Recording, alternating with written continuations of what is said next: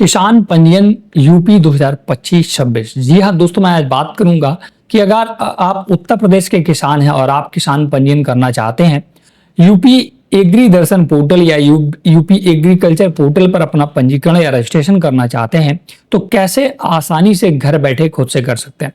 पंजीकरण करते समय आपको किन दस्तावेजों की आवश्यकता होती है, रजिस्ट्रेशन करते समय क्या क्या चीज़ों की सावधानियां बरतनी है, पूरा डिटेल के साथ आज इस वीडियो में कवर करने वाले हैं। बहुत इंपॉर्टेंट टॉपिक होने वाला है। अगर आप भी खाद पर सब्सिडी लेना चाहते हैं, बीज पर सब्सिडी लेना चाहते हैं, कृषि यंत्रों पर सब्सिडी लेना चाहते हैं, जैसे ट्रैक्टर हो गया, हार्वेस्टर हो गया, रोटावेटर हो गया, इन सभी पर अगर आप सब्सिडी वगैरह लेना चाहते हैं तो आपको किसान पंजीयन करना होना बहुत ही आवश्यक है। मतलब एग्रीकल्चर पोर्टल पर आपका रजिस्ट्रेशन होना बहुत आवश्यक है, तभी आपको खाद, बीज, फर्टिलाइजर और सोलर पंप इन सभी पर आपका सब्सिडी मिल पाता है। तो पंजीकरण करते समय पूरा मैं लाइव करके दिखाऊंगा, लेकिन उससे पहले कुछ चीजें आपको बता दूं। अगर आप जनरल हैं तो आपको कास्ट सर्टिफिकेट की आवश्यकता नहीं है, जाति प्रमाण पत्र की आवश्यकता नहीं है। लेकिन अगर आप ओबीसी, एससी, एसटी हैं तो आपको पहले से अपना जाति प्रमाण पत्र बनवा लेना है, क्योंकि वहां पर जाति प्रमाण पत्र भी लगेगा। इसके बाद आपको अपना आधार कार्ड आपके पास होना चाहिए और आधार में लगा मोबाइल नंबर भी होना चाहिए। एक मोबाइल नंबर और ईमेल आईडी भी होनी चाहिए। अगर ईमेल आईडी नहीं है तो अब भी काम चल जाएगा, पर आपकी खतौनी और बैंक पासबुक, ये दोनों चीजें बहुत ही इंपॉर्टेंट है, क्योंकि खतौनी आपको निर्धारित करेगा कि आपके पास जमीन है या नहीं है, और बैंक ये निर्धारित करेगा कि जो भी सब्सिडी आएगी तो आपके उसी बैंक अकाउंट में जाया करेगी। तो कुल मिलाकर जो 3-4 इंपॉर्टेंट दस्तावेज हैं, सबसे पहले आधार कार्ड, आधार में लगा मोबाइल नंबर, इसके बाद आपका बैंक पासबुक, खतौनी, और अगर आप ओबीसी, एससी, एसटी या माइनॉरिटी जिससे भी आते हैं, अगर इन कैटेगरी से आते हैं तो आपके पास जाति प्रमाण पत्र भी होना चाहिए। तो पूरा डिटेल के लिए मैं आपको डायरेक्ट ले चलूंगा कंप्यूटर स्क्रीन पर। मैंने एक डिटेल आर्टिकल भी लिखा है, तो चलिए ले चलते हैं कंप्यूटर स्क्रीन पर।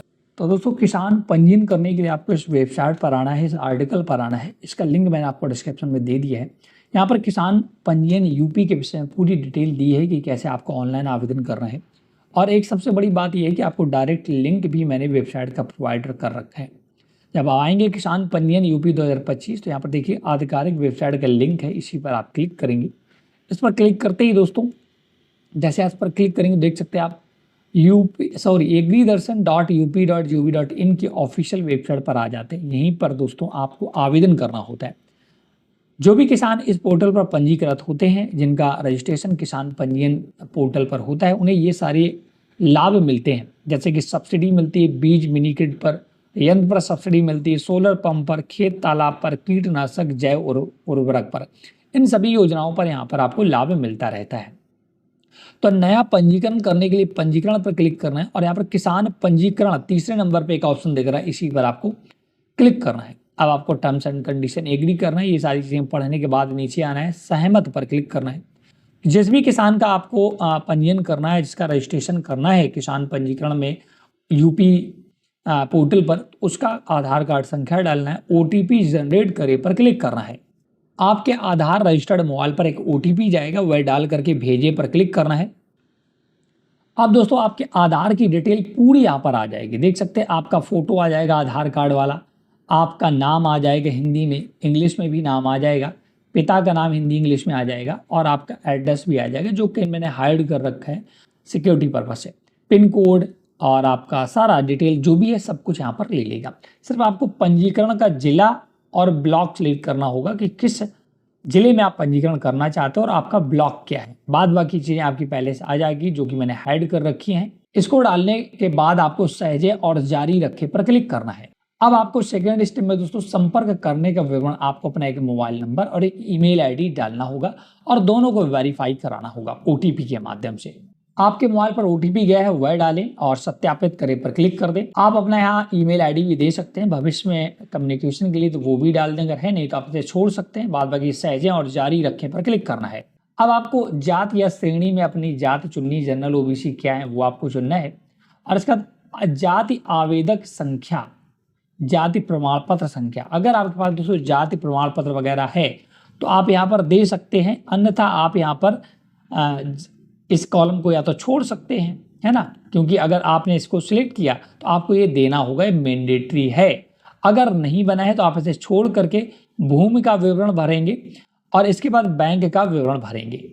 तो जब आप कृषि रजिस्ट्रेशन करेंगे तो आपको जाति प्रमाण पत्र यहाँ पर अगर सही डिटेल भरनी है तो आपको बनवाना होगा, अन्यथा आप यहाँ पर जनरल सेलेक्ट कर देंगे, आपको जनरल में ये कुछ डिटेल नहीं मांगेगा। अगर आपको सही पंजीकरण करना है, देखिए आप किसी भी कैफे पे कराने जाएंगे ना तो ये वाला स्टेप आपका वो स्किप कर देंगे, छोड़ देंगे। कारण है क्योंकि जाति प्रमाण पत्र आपका बना नहीं होगा, तो उन्हें क्या है, उन्हें तो रजिस्ट्रेशन करना है, उनको तो कुछ पैसे चाहिए, तो वो जनरल सेलेक्ट कर देंगे कैटेगरी में और आपको आगे बढ़ा देंगे। बट मैं आपसे बताऊंगा अगर आप SC OBC ST किसी भी कास्ट से हैं तो आपको पहले अपना जाति प्रमाण पत्र बनवाने के बाद ही इस ऑप्शन को भरें, इस फॉर्म को भरें।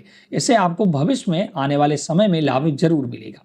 तो मेरे पास था तो मैंने अपना डिटेल भर दिया, खोजिए पर क्लिक किया तो मेरा पूरा डिटेल आ चुका है, देख सकते हैं। अब मुझे आगे सहेजे और जारी रखे पर क्लिक कर दें।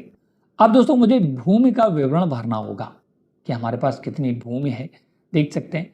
अभी डायरेक्ट अगर ये खोजता है तो कोई भूमि नहीं मिली है ना। मेरे नाम हालांकि भूमि है, बट दोस्तों प्रॉब्लम क्या है, मेरे गांव में चकबंदी चल रही है तो यहाँ पर डिटेल अभी मिसमैच हो गई, गाटा संख्या वगैरह सब बदल चुके हैं। तो आपको अपना जिला सिलेक्ट करना है, तहसील सिलेक्ट करना है, ब्लॉक सिलेक्ट करना है, गांव सिलेक्ट करना है। बाद बाकी आपको खसरा नंबर, गाटा संख्या सब सिलेक्ट करके या खतौनी की फोटो भी अपलोड करनी होगी जो कि 2 MB से ज़्यादा नहीं होनी चाहिए। और इसके बाद सारी डिटेल भरने के बाद आपको दर्ज करें पर क्लिक करना होगा। तो दोस्तों जब मैं पंजीकरण कर रहा हूँ ना तो मैंने डिटेल यहाँ पर जो भरी है मैंने ऐसा डाल दिया, क्योंकि मेरा गांव चकबंदी में होने के कारण यह डिटेल फिश नहीं कर रहा है, इस वजह से मैं भूमि का विवरण नहीं डाल पा रहा हूँ। अगर आपके पास भूमि का विवरण है तो आप डायरेक्ट यहाँ पर डाल करके दर्ज करें पर क्लिक करेंगे और आपकी खतौनी ऐड हो जाएगी। इसके बाद आपको बैंक का विवरण बस भरना होगा और आपका पंजीकरण सफलतापूर्वक हो जाएगा। बट मेरे पास डिटेल ना होने के कारण मैं पूरा फॉर्म नहीं दिखा पा रहा हूँ, इसके लिए सॉरी। बट अगर आप किसान हैं या आप किसान फैमिली से बिलोंग करते हैं और आप रजिस्ट्रेशन कराना चाहते हैं तो आप हमें संपर्क कर सकते हैं। मैं आपसे नॉर्मल सी फीस लूँगा और बिल्कुल सही रजिस्ट्रेशन करूँगा। आप हमें इंस्टाग्राम पर कांटेक्ट कर लें कि किसान पंजीकरण कैसे करना है। तो इस वीडियो को मैं यहीं पर अभी लीव करूँगा क्योंकि मेरे पास सारी डिटेल नहीं है चकबंदी के कारण, तो इसके लिए मैं क्षमा प्रार्थी हूँ। आगे बस सिर्फ हालांकि अगर आप करना चाहते हो, लेकिन 3 स्टेप भर चुका हूँ, 2 स्टेप हमारे खाली हैं, भूमि का विवरण और बैंक का विवरण। बस फाइनल सबमिट करूँगा, हमें हमारा पंजीकरण संख्या हमको प्राप्त हो जाएगा।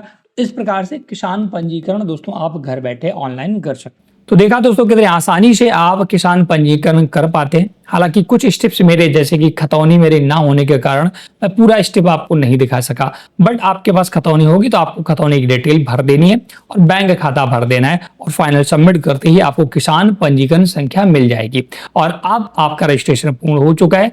आप किसी भी उत्तर प्रदेश के सरकार के द्वारा चलाई जा रही किसानों के लिए स्कीम पर सब्सिडी का लाभ ले सकते हैं। तो आज की वीडियो में इतना ही। वीडियो अगर आपको पसंद आया हो तो आप हमें सब्सक्राइब कर लें, हमारे चैनल को लाइक कर दें और आप हमारे वीडियो को भी लाइक किया करें।